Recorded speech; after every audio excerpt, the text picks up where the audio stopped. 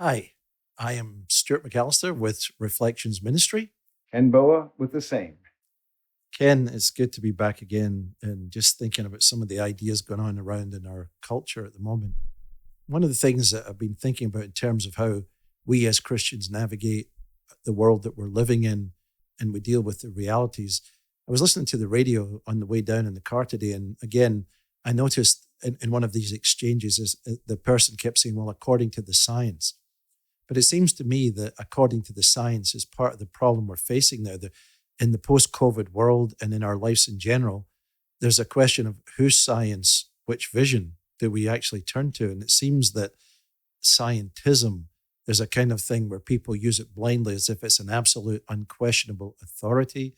And there's also a sense in which there's debating the facts, but it plays such an interesting role in people's lives. And as a scientist, I just thought it'd be good to talk about this together, you with a scientific background and ongoing interest, but also how it affects us in our individual lives. Any thoughts on this subject? Yes, this is a huge topic because we're dealing with epistemology here. We're dealing with how do we know and how do we know that we know. But then the danger of scientism, when science is the scientific method is a very good method. I call it abduction. It really has to do with the inference to the best explanation. Look at what are the evidence. So you use your reason and you use your empiricism. It's a combination of reason and empiricism that actually draws conclusions. But the danger is that scientism can actually impose a naturalistic worldview, and it's not open to all the possibilities. For example, whether a thing could have been intelligently designed. And it can have an empiricist mindset as well, that it's the only really good form of knowledge as opposed to other forms of knowledge. That's very important because I think one of the things that in my own encounters over the years, in talking to people who often thought as a Christian that I had lost my brains or was a metaphysical idiot because I believed in God. And I always thought, when we're having a conversation about reality and people are talking about, they leave out two things, the existence of God and the presence of sin as phenomenological issues here. Just, because obviously if they're real, then they have to be dealt with. But if a person's denying them, you still have to deal with what's there. But that assumed philosophical naturalism that tries to see the world as the law of cause and effect in a closed system. And that epistemology has massive ramifications because this is the advice we're getting on the radio. This is the advice you're getting in your books, in your schools, in our politics at times. And it's telling us what is moral and what is right based on data that is obviously limited. It's not all wrong, but it is limited, isn't it? Yes, there's an imported worldview that goes on. Because when we understand the real history of science, empirically based science and inference to the best explanation, that was actually done and achieved only one time in the history of the world. And that was in Western civilization, which was informed by a theistic consensus. And so in the 16th century, but even before, the scientific ideas were very, very, very clear, Roger Bacon and others. But when you're thinking about Isaac Newton, when you're talking about Kepler, you're talking about Copernicus, Galileo, Mendel, all these scientists were theistic and largely, or at least deistic. And so what's interesting is that in the 19th century, science changed its definition of itself, and it became what I would call a methodological naturalism. And the methodological naturalism was the assumption that if there is any implicit deistic or theistic, that's to be eliminated and to not assume that that's a possibility. That led into a philosophical naturalism. It was imported. One thing quietly secreted itself in there, and then it became science today is now to imply that there could not be a God, and there's a sort of mindset. So we live under a regime, under a domain, under an assumption, or with assumptions in our culture that science either has answered all the big questions or science can provide the answers and the technologies to manage. So rational men and women in control of our destiny, we can build, and there's assumed that then God is an unnecessary hypothesis, that spirituality is a psychological projection, that, that putting your children to trust God or answer prayer if you've got sickness, believing God for healing or these kind of things are just seen as so much superstition or not by some people, not by all, by any means. Because you have the other side, what I'm seeing, Ken, is what I would say this mystical paganism or this magical scientism that is almost a form of Gnosticism. We talked about this techno-Gnosticism that we're now discerning in the culture. And it makes it a very unusual time to live as a faithful Christian. That's correct. So there are several things going on, and they're all simultaneous and being amplified by other external forces as well. The first thing we mentioned already is the imperious notion that science is the only way of knowing.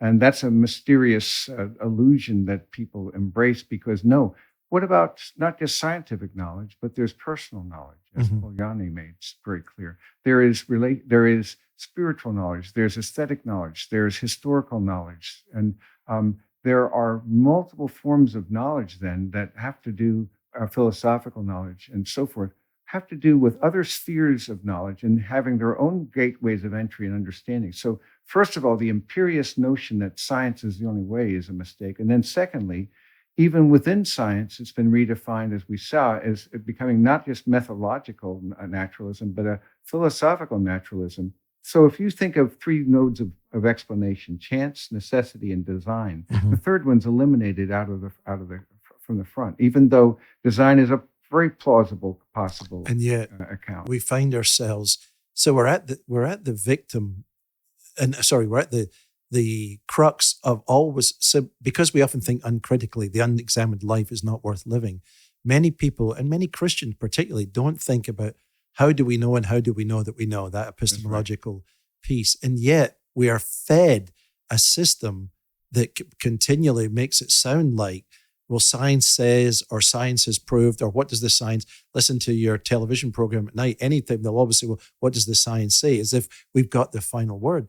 But the stuff that I am reading these days, and I've been looking, as we all do at different times, on the accuracy of some of the scientific claims, of the corruption in some of the measurement instruments, and of the lies that are told by some. So here's the problem. I think sometimes I hear, in sometimes our communities, a total rejection of science, almost as if you can't trust any of it, which is not true. We can. But on the other side, a blind embrace.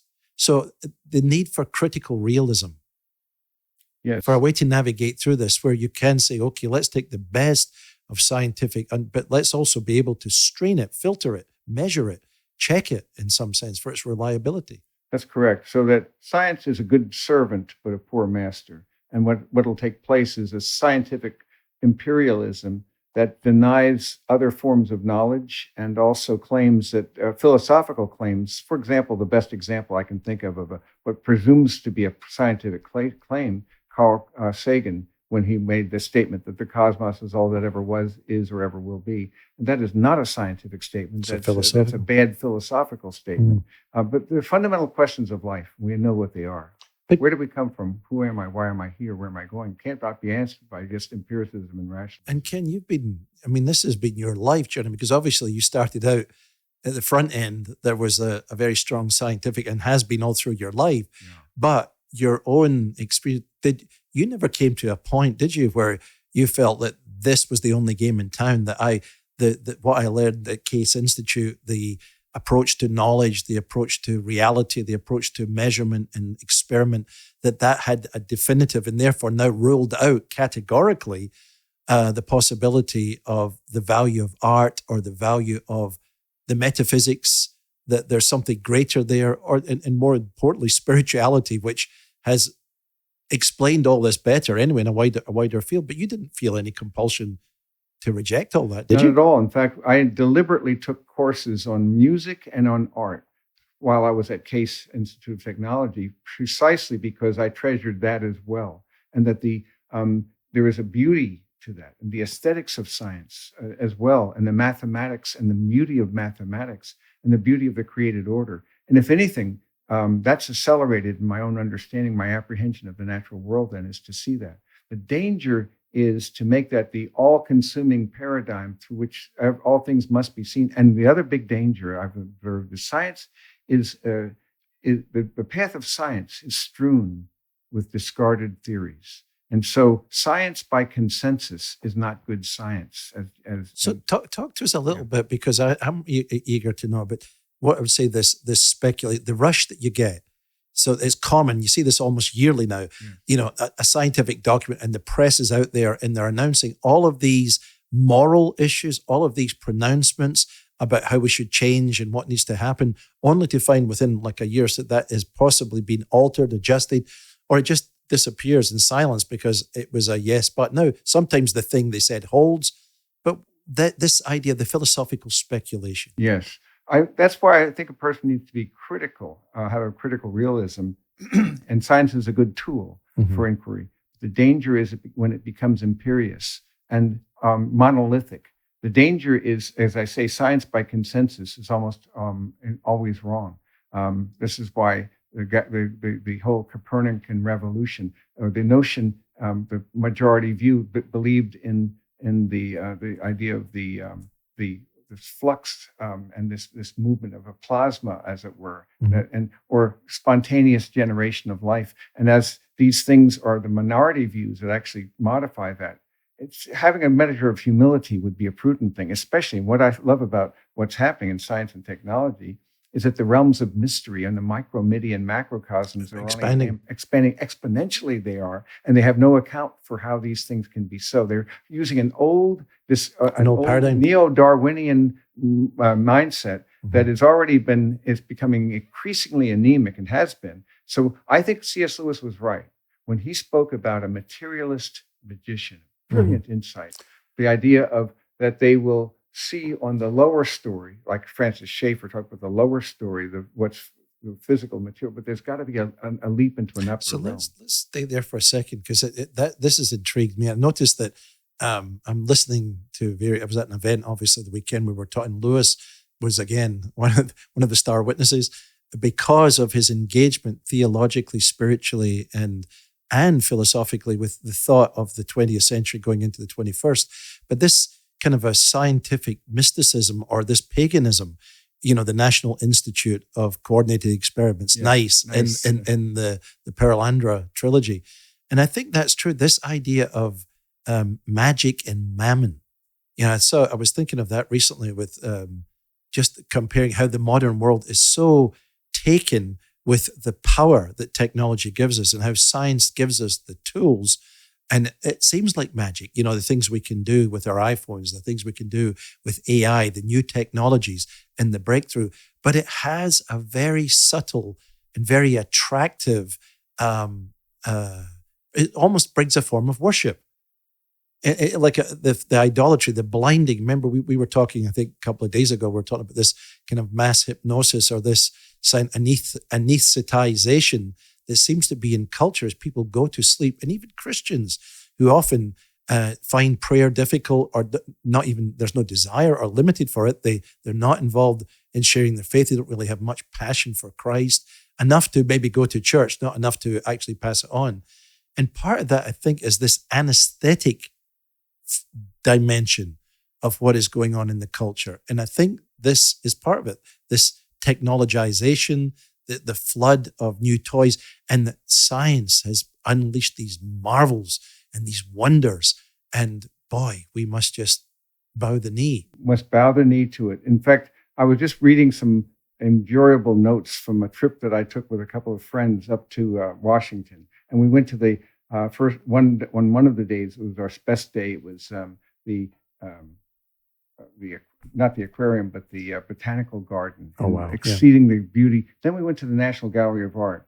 But my friend put it in his notes, because he takes little records of our little magical mystery tours. He said, and he quoted Arthur C. Clarke, any sufficiently advanced technology is indistinguishable from magic. Wow. Now, then he illustrated that. To summon a driver via an app, this is in 2018 now, he writes, who appears in a matter of minutes, whose car you can watch on your cell phone as it approaches you, then delivers you to your destination, and without any immediate exchange of funds. Man, that's magic. So it works. And so what you're dealing with then is something that has magic to it, because it works, the technology. So it gives it the illusion of authority, because the supposition is it's going to be used in a good way, and it's never neutral. So let me ask you about this. You and I have talked about the suffocation of transcendence. So by that, I mean the way that the modern world invades our space, silences our reflection, and blocks out our. Is it that again, on the demonic and the counter, the sort of parasitic side of evil, is to create substitutes for the presence of God, to create substitutes so that we are enamored by I remember years ago, Oz and somebody else in that series of books talked about the idolatry. And the two characteristics of idolatry was that there was a faraway, a transcendent dimension, and an immanent, the gods who are near. So I think of this just using the illustration you just gave. Here's the iPhone with the Uber app, and I've got my near God in my hand. But the faraway God is that the algorithms and Google and whoever are providing the technologies to satisfy my every need. And that actually gives me in my daily life, meets all my needs. Yes, it seems to do so. It has a power that is actually palpable. It's workable. And so it has an authority, a false authority. But at the end of the day, we all long for certain things because we're bearers of the image of God. But then we look to the wrong places to get those needs met. But fundamentally, the quest for beauty and goodness and truth are part of us, and we're wired that way. And then to see the good life and the pleasures and the things that apps can deliver and so forth. And after a while, we become seduced into that and become, I fear, another dimension that we're experiencing is the digitization of the world and moving away from an analog reality as well. And those are force multipliers. So there's the process we're describing. There's psychological and spiritual things happening to us and around us. So that as you use technology, as you're habituated into the world that technology brings to us, in the scientism, we begin to absorb ways of seeing, and perhaps uncritically, we're a little bit. Is it fair to? Tell me if this is right, Kenneth? Because I'm speculating here. But in Prince Caspian, where Puddleglum and his they're down in the witch. There has them captive. I think the prince is captured at that point. Yes. And they've been talking about, that's it. They've been talking about the overworld, and she begins to release this gas and put them to sleep. And she's talking about, that what you call the sun in the overworld, that's just a projection of the lamp. It's a Freudian projection argument. But then he, seeing himself beginning to fall asleep, he puts his foot in the fire. And that's the classic, pain is our arouser to wakens us out of sleep, and then he comes back to reality and he challenges it. But isn't that like what's going on around us? That we are being, the green gas is floating around us, the toys are here, we're beginning to say, oh wow, look at the sparkly toys, and oh wow. But maybe as Christians, if we're not living intentionally, if we're not living committedly, if we're not actively seeking, all the things, discipline things that the tools that you're giving and creating are not being used, then you'll just fall into this blindly. Yeah, you'll succumb to that. And there's my phrase I use so often, any dead fish can float downstream, because you have to be alive to go against the current. But if we really understand the biblical vision of life, there's a transcendence. And you were talking about the domestication of transcendence, and the getting lulled into that quiet little sing-song voice that the witch would use as well, and revealing herself as a green serpent at the end. But you're quite right. It was pain, a choice, a deliberate act by Puddleglum, the marshwiggle, who makes the true choice. I'm being seduced, and he has in the pain of reality. Otherwise, you go in. It's a kind of a pleasure principle. You get sucked into this ethereal, vast domain of illusions. So let's stay on that for a second, because I like this idea of, so now the connection of scientism or naturalism as a philosophy, scientism as another sub-philosophy, technology as the tools of that philosophical system, and then the sociological outcome, if you like, of an anesthesis, a drug of toys, and they're not all bad. You have an iPad and I have my iPhone. We love our technologies and our toys, but if they begin to, they subtly begin to take over. They dominate time. They dominate space. They dominate my imagination. They begin to control my desires, my priorities. so that my life is now captured by these things, and I'm not able then to really embrace the pleasures of relationship, of communication, of fellowship, of the normal things of life that God wants us to flourish in. Yes. What you're doing is succumbing to artifice. You're being seduced by a wrong vision, but it's so appealing because it's palpably effective. The gaming, apps that we use, social media, the metaverse, all these various components that work together and in concert as well and synchronize with one another, though they may be independent technologies, they amplify each other. And so the seduction to go into this interior, almost autistic realm and mistake that for reality is a very real pull, because it seems to work. It seems to pay dividends. Well, I think we've all got illustrations of friends or people who barely can talk to you. They're on their phone, like looking down and they're not talking. And we see that with some kids that, come in and it's technology. And they wouldn't drive a real car, but they want to go and drive, on a game show type of thing. But I see that time and time again. I look at airports where people are often bored and, just to have someone to talk to. But what's happening increasingly is you walk down, every head is down in a phone or an iPad. And again, communication, we're communicating technologically, virtually with someone perhaps, but the people right next to you who you could be talking to, you're ignoring. Totally. And not even seeing them. They're not even there. And the less of a capacity not only to see them, but to treasure them, to communicate with them. Yeah. My friend David White, who runs the Georgia Boys Choir, we've talked with him about how he does it when they go on these 2-week trips. And these are boys, and he requires them not to use, they can't use any devices. Can't use their phones, yeah. And that is an incredible experience, especially you can imagine the first couple of days. Right. And after a while, they actually get accustomed to the fact that we can communicate with one another. Changes all the rules. Of course, as soon as they get back, they'll revert right back to that. But there was a pleasure of the analogous life. You see, the analog world rather than the digital, where you become more real to real people and not just to artificial avatars or images. So Ken, let's set this a little bit just in a few minutes here, about try and look at the big theological picture, because I remember a number of years ago, I think it was John Lennox was sharing, and we were looking, I think he was teaching on the book of Revelation, and he drew, for the first time, it drew sense to me about comparing how in some of the visions of the beast, you get the visions of the organic and the mechanical. Now, to people a long time ago, that made no sense whatsoever, because up until relatively recently, there was nothing in reality where you had a fusion between an organic and a mechanical creature.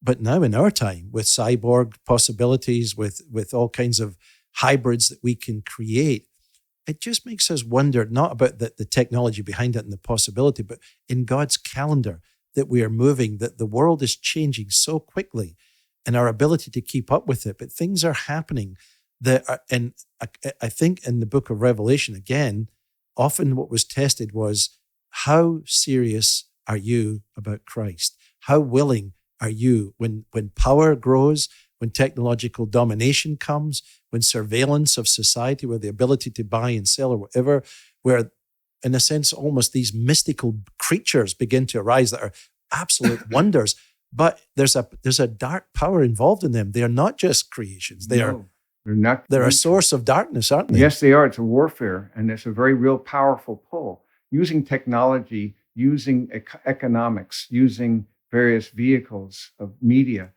and then also surveillance. And so you can know, as in China already, these credits, so these social credits for behaving correctly according to the rules, the external rules. Otherwise, you're not rewarded. So it's a chilling vision and a price that evidently must be paid then to stand against that current, that culture.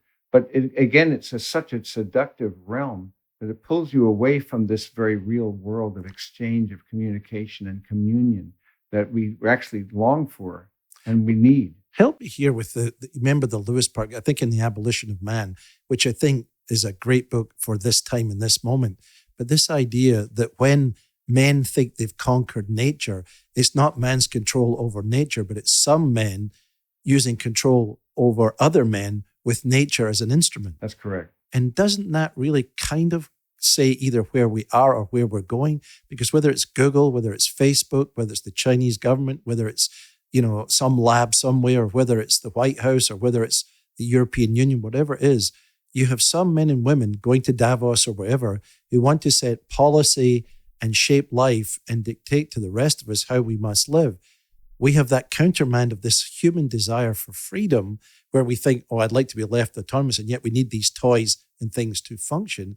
And right in the midst of this comes the gospel story that there's a movement in history to carry us across history centered on Christ. And we have to navigate through all this stuff, Yes. but keep our minds clear, keep our focus centered, keep our hearts pure, and flourish. And flourish, but we don't want to have our heads in the sand. We do need to understand the times and how we were to respond to them. And of course, we see where this is heading, and we see a movement in this direction. I'm reminded of a great film that was done by Fritz Lang in 1926 called Metropolis. And there you had a cyborg, the concept of it was really very, very anticipatory. It was very prescient, because in this film, you actually had machines becoming people and people becoming machines. And that overlap, and that's becoming now the technology. That's our time. Yeah. That's our time. Yeah. So it's a very amazing film in that respect. But this is robotics, and so the distinction between people and machines, and both working both ways, is a chilling complication, because then you're going to be using digital technologies to amplify presumably human capacities, and the unforeseen and unintended consequences will be vast indeed.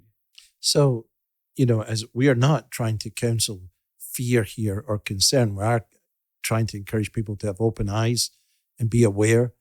But the big things of the Christian life are still the main things, right? So in the midst of this, as we live, we still begin by anchoring and setting our minds on things above. That's the starting point daily, isn't it? Always. And so understand the times and know how we are to live. And so understand having a biblical perspective of where we are in this world, and understanding we're part of this great drama, this drama that I believe is leading very quickly to its conclusion, and saying, as Jesus said, in the times before I come back, it'll get worse, not better. But at the same time, not wringing my hands, but saying, what can I do in this hour? As I see, in my view, the best time to ever have been to live is when I was privileged to live, because more change has taken place in the course of my 77 orbits around the sun than ever before. And it's an astonishment. And by the way, each orbit goes faster than the one before. Maybe you've noticed that. Yes. The world ahead's getting shorter. The one behind. Yes. My perception. But the amazing things in our time, just in the last 20 years, let alone 50 years, what's changed the rules. I was raised in an analog world, and my grandchildren, a totally digital world. And then the danger of a kind of a collective autism that ensues. New things that have not been seen before. I think there's a couple of areas of this I'd love us to pick up a little bit further on. Maybe we can go into our next talk on that. But I was thinking of how two of the characteristics that we have to struggle with particularly have to do with time and space. The invasion, the shrinking of time, or the acceleration, everything going faster, but space also, volume, speed, becoming such a phenomenon in our life that so much of these very things we've been talking about take place within the context of time being shortened or constricted or invaded, and space always being flooded. I mean, I was working yesterday, as we all are doing, and just as we're sitting, our phones are going ding, ding, ding, and then you get so habituated that you can't concentrate, because those are things that if you ignore them, people get angry, or it might be a crisis, or it might be this. But it affects and changes our life. So radically. In fact, Karen and I are seeing All Creatures Great and Small. And when I see a film like that, the series like that, it brings me back into what I construe. They had their hardships, of course. It was a difficult time, but it was an analog world, and there were realities there that were simpler, and many things have to be amplified in our time now to speed it up and make it less and less authentic, taking more and more to get less and less. There's a diminishment, a cultural diminishment, and a loss of an ethos, a cultural ethos that is a sustained vision of a community and of a purpose in our lives. So it goes right back to what we've been talking about all along. It goes back to the knowing God, knowing that He is the one who made time and space. He is the one who's bringing us to this glorious conclusion that He's promised. Let's talk our next time about picking up responses to some of this, because I think this is something we need to keep burrowing into. It's our moment, it's our time, and we have a lot of resources as reflections that are being produced that are some antidotes, but maybe we should talk a little bit about how can we use them, even how there's some of the practices that you and I employ in life, and maybe just talk to those who are listening a little bit about how we navigate this in the present time. Yes, how do we live with and flourish, not survive? Right. It's not about survival, it's about flourishing in times of chaos. Amen. That's exactly what we're going to be doing at the Cove. Yeah, we'll do that on May 19th, 20th through 21st. So let's talk about flourishing next time. That'd be a good thing to do. God bless. You too.